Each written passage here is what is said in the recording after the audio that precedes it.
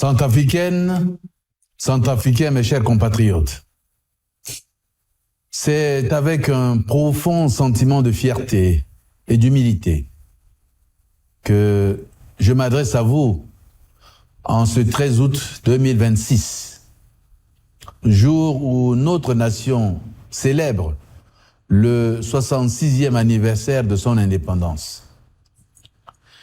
Il y a 66 ans, notre pays accédait à la souveraineté internationale, portant les espoirs et les rêves d'un peuple déterminé à écrire sa propre histoire. Cette date n'est pas un simple rappel du calendrier. Elle est la mémoire vivante d'un combat, d'une conquête et d'un serment que nos aînés ont fait à la postérité, celui de bâtir une nation libre, une nation unie et prospère. Se rassembler autour du drapeau national est un acte de gratitude. En ce jour solennel, ma pensée va vers celui qui a porté le flambeau de notre émancipation, le président fondateur Barthélemy Boganda, dont la vision d'une Centrafrique unie et digne demeure une boussole pour chacun d'entre nous. Son sacrifice et sa vision guident nos pas vers une nation maîtresse de son destin. Je m'incline également devant la mémoire de tous les fils et filles de notre pays qui, à travers les décennies, ont donné leur énergie, parfois leur vie, pour que notre drapeau flotte librement.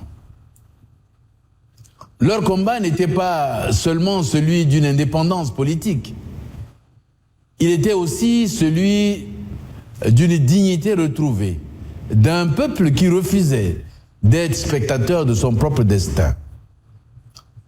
66 années, mes chers compatriotes, c'est à la fois beaucoup et peu. Beaucoup, si l'on considère les épreuves traversées, les crises politiques, les conflits armés, les souffrances de nos populations déplacées, les défis économiques hérités de décennies d'instabilité politique. Peu, si l'on mesure le chemin qu'il nous reste collectivement à parcourir pour offrir à chaque Centrafricain une vie digne de ce nom. L'année 2026 marque un tournant historique avec l'avènement de la 7e République.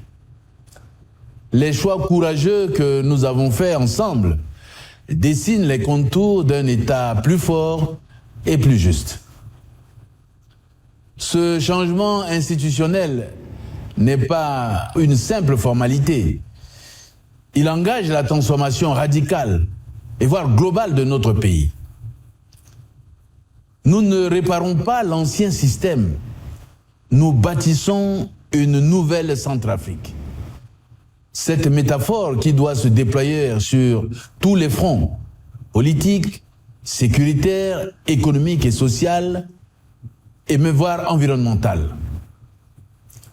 Cette transformation structurelle exige avant tout une révolution culturelle, le changement profond de nos mentalités. Aucune loi, aucune route, aucune industrie ne pourra transformer la République centrafricaine si nous ne transformons pas d'abord notre manière de penser et d'agir. Nous devons rompre définitivement avec les vieux démons du passé, l'incivisme, la corruption, la paresse et la culture du moindre effort, le tribalisme et le népotisme. Le fonctionnaire doit se comporter en serviteur du peuple et le juge en gardien des lois de la République. Oui, mes chers compatriotes, la refondation de notre pays exige une gouvernance irréprochable. J'ai instruit le gouvernement de redoubler d'efforts dans la lutte contre la corruption et le détournement des deniers et biens publics, ainsi que les mauvaises manières de servir. Notre économie se modernise. Nous investissons massivement dans le désenclavement du pays par la construction du corridor 13, du port fluvial de Mungumba dans la préfecture de la Lobaye.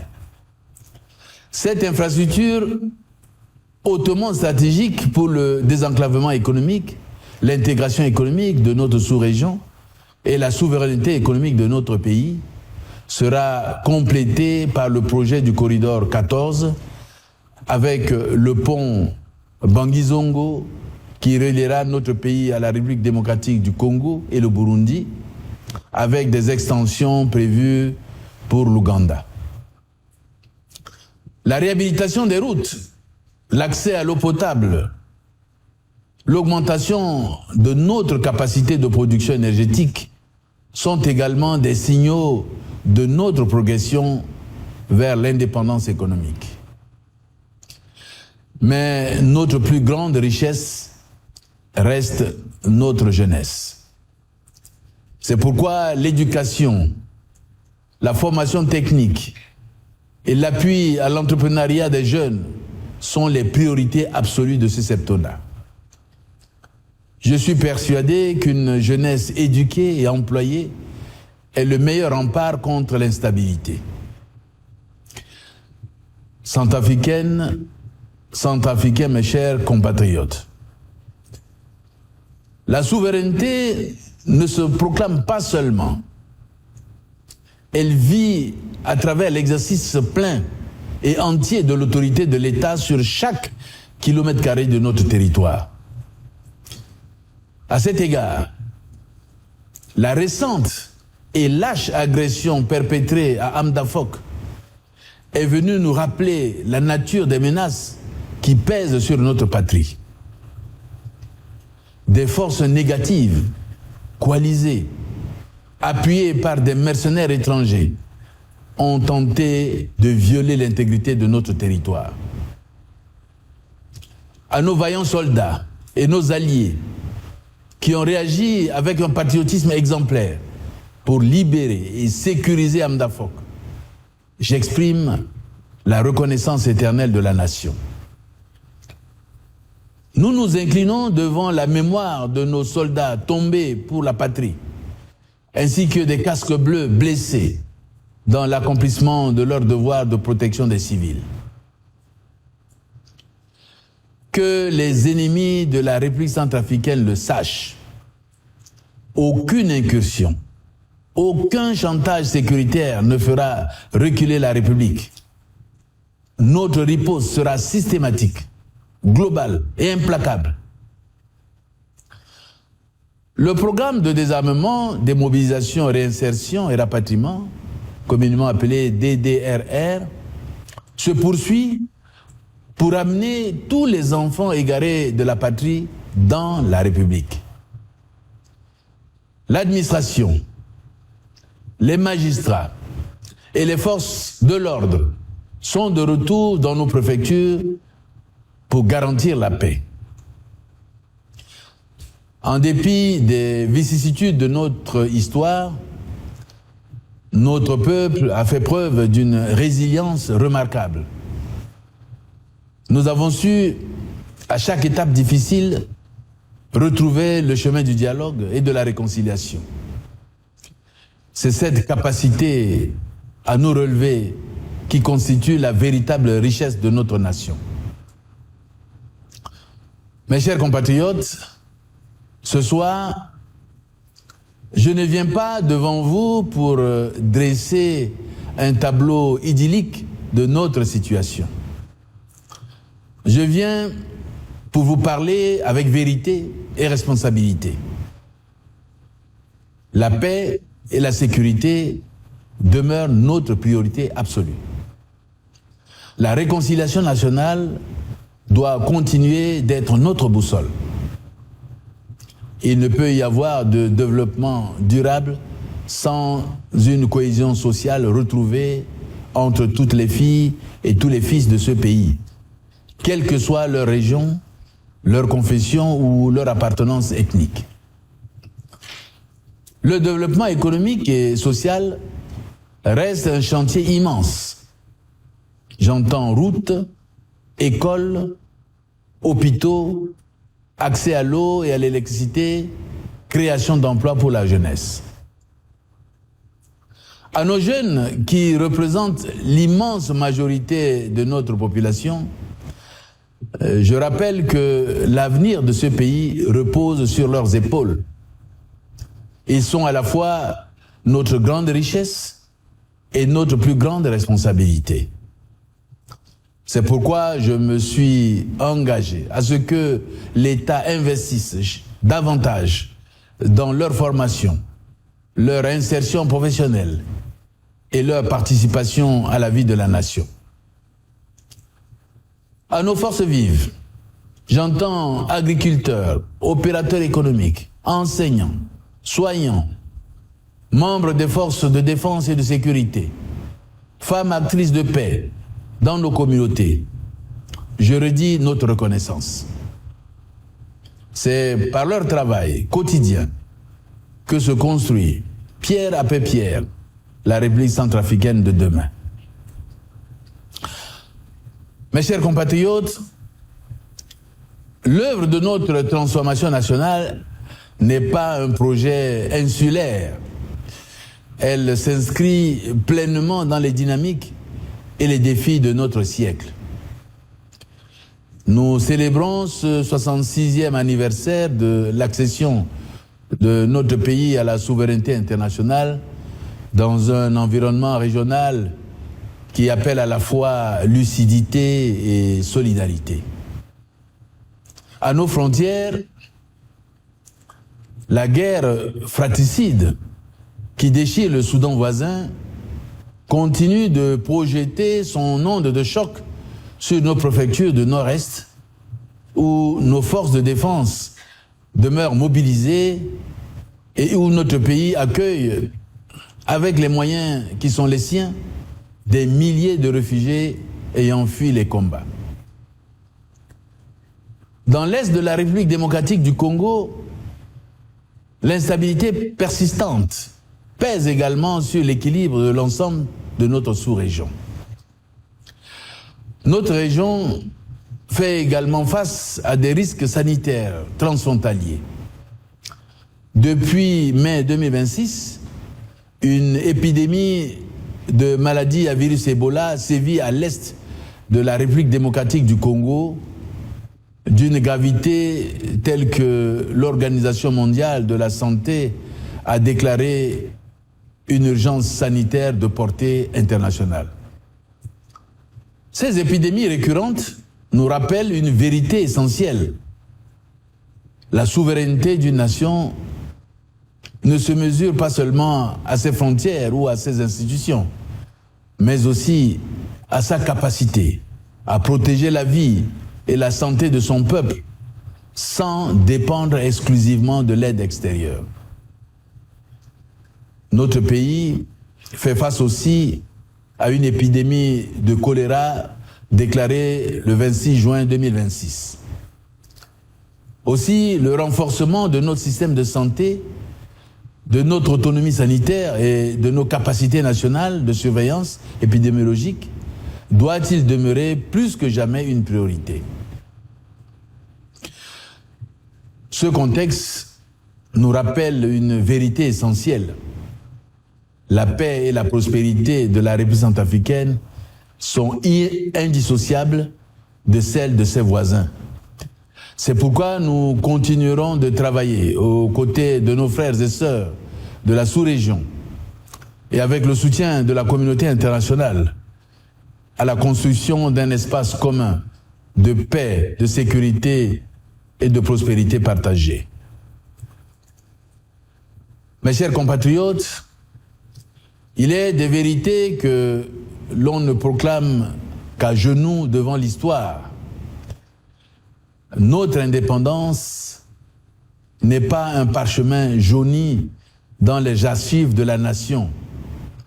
Elle est une flamme vivante que chaque génération doit nourrir de son sang, de sa sueur et de sa foi. Nos aînés l'ont arrachée à la domination. Nos martyrs l'ont défendue au prix du sacrifice suprême. Et voici qu'aujourd'hui, elle repose entre nos mains, fragile comme une braise, puissante comme un serment. Que nul ne s'y trompe. Une nation qui attend son salut, d'ailleurs, est une nation qui renonce à elle-même. La paix que nous avons péniblement reconquise n'est pas un cadeau qu'il suffit de recevoir. C'est une citadelle qu'il faut chaque jour défendre par le travail, par la vigilance, par l'unité. Aucune main étrangère, si secourable soit-elle, ne bâtira à notre place la maison Centrafrique. Ce sont nos mains qui doivent élever, pierre par pierre, l'édifice de notre destin commun. Alors, je m'adresse à la conscience de chaque Centrafricain. L'heure n'est plus au calcul mesquin, aux divisions fratricides, aux haines récuites qui ont longtemps saigné notre terre. L'heure est au sacrifice consenti pour la patrie.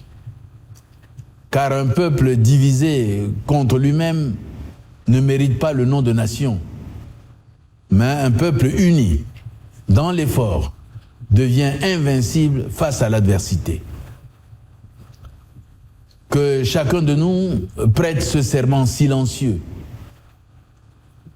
Je servirai la République centrafricaine avant de me servir moi-même.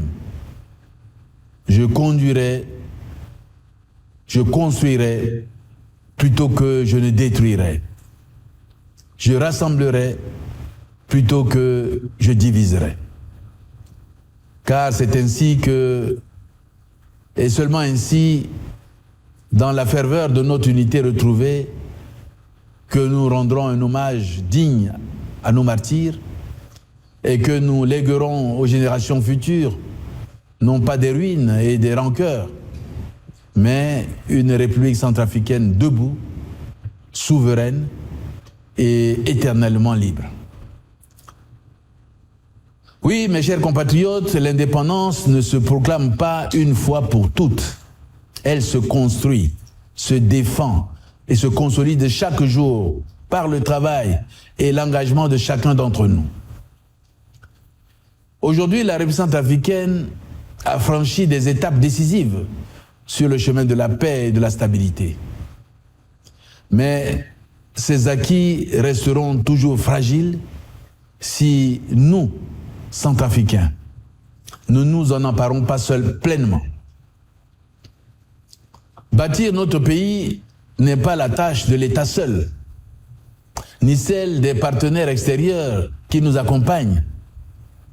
C'est notre responsabilité collective. Chaque agriculteur qui cultive sa terre, chaque enseignant qui forme la jeunesse, chaque fonctionnaire qui sert avec intégrité, chaque jeune qui choisit la paix plutôt que les armes, participe à cette œuvre de reconstruction nationale. Nous devons faire nôtre cette exigence. Refuser la division, rejeter la facilité et privilégier l'effort commun au service d'une République centrafricaine unie, souveraine et prospère. C'est par notre travail, notre discipline et notre unité que nous honorerons véritablement le sacrifice de ceux qui nous ont précédés et que nous léguerons à nos enfants un pays digne de leur espérance.